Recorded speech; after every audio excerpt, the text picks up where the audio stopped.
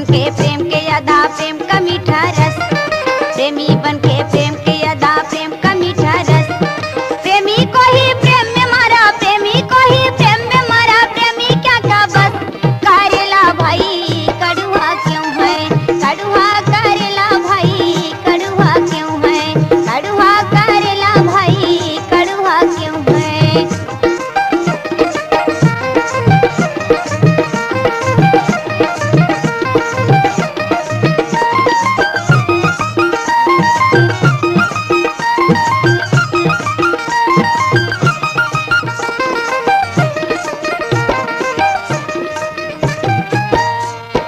शेर के संग में हाथी जुझा नेवले के संग साप, शेर के संग में हाथी जुझा नेवले के संग साप।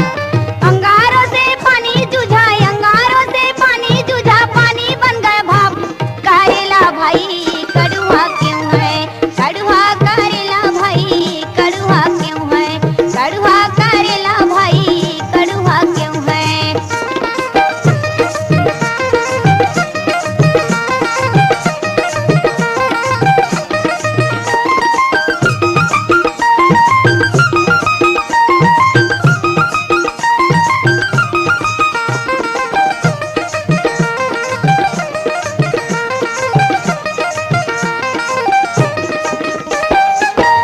भाजी लालच होते चौलाई होते हरियर, लाल भाजी लालच होते चौलाई होते